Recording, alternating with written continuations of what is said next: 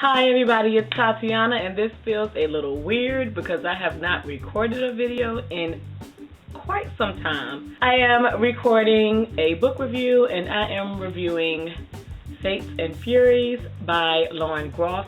This is a story that's told in two parts.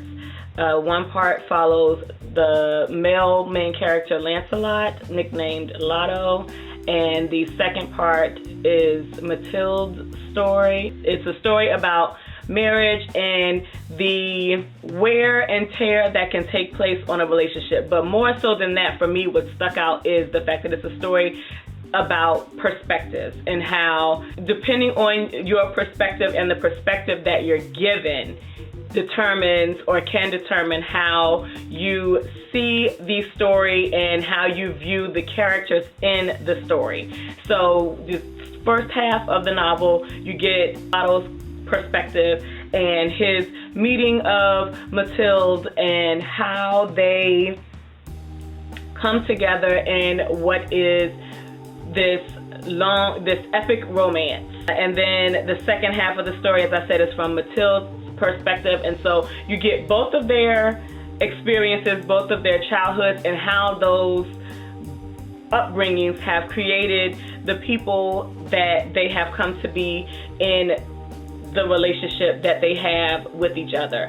One of the things that really stands out, in my opinion, is that in Lancelot's perspective, Mathilde is this great supporter of Lancelot and has put everything aside to be Lancelot's wife and to support their family and make sure that all of the bills and everything are paid while Lancelot struggles to be an actor.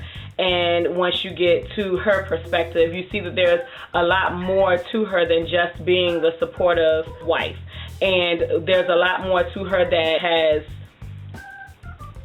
helped create the type of wife that she is, even with some of the deception that still takes place. You also have some of the perspectives of their friends. There are a couple of friends, family members, whose perspectives you get as it breaks into the story. And then you have the Greek mythology theme with, of course, the title Fates and Furies, but you have the Greek chorus where some things are done in brackets, where it's this overhead person or entity that's watching what's happening or helping tell the story, and they add in little tidbits here and there to give more depth into some of the things that are being described from the perspective of the person who's speaking. I have to say the story is written very well.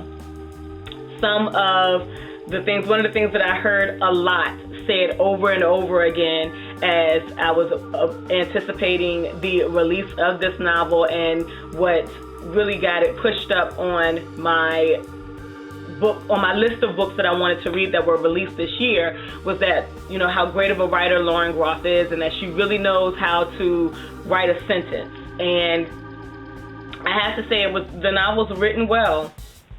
But even with it being written well, there are a lot of times where some of the things that are said, some of the ways that the sentences are put together seem a little extra. One of the things that I kept finding myself thinking as I was reading it was, it didn't take all that.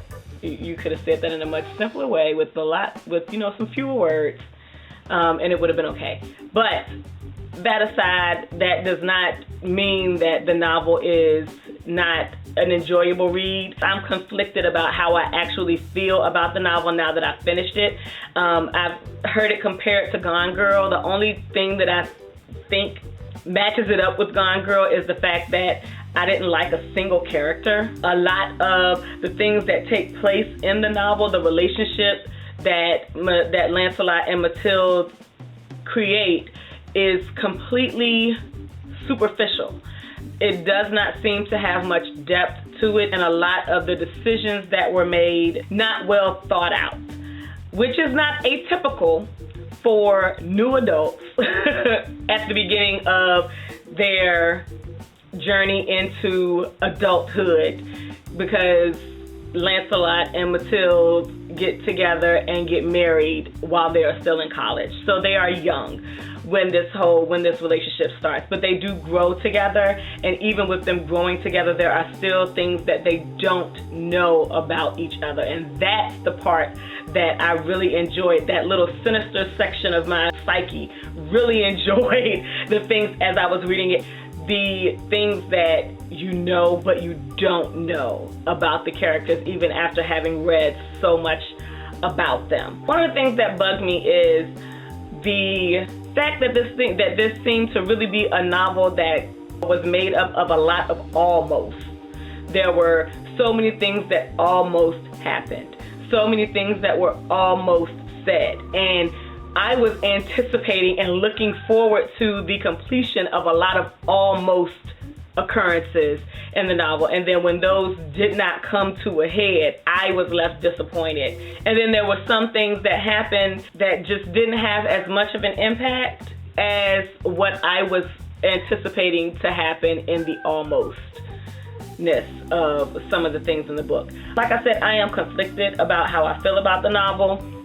I have not rated it. I don't know if I will rate it. I don't think it's a 3-star book, but I don't think it's a 4-star book. I don't think it's a 3.5-star book. I don't know what the hell it is. And I am looking forward to hearing some other people's reviews who I know are reading it. If you have read this and you have an opinion that you would like to share, or you want to discuss that in the comments below, please talk to me and let me know. If you're going to discuss spoilers, I don't mind discussing spoilers in the comment, but please put in all caps at the top, spoiler, so that those who are reading the comments that haven't read the book and want to read the book don't get spoiled by accident. I like this enough to be intrigued to try something else by her. This was my first read of her. That's all that I have to say about that. I hope that sounds better to you than how it's sounding in my head, because I feel like I'm floundering just a little bit. And I hope you all have a good weekend whenever you see this video. Thank you for watching, and peace out.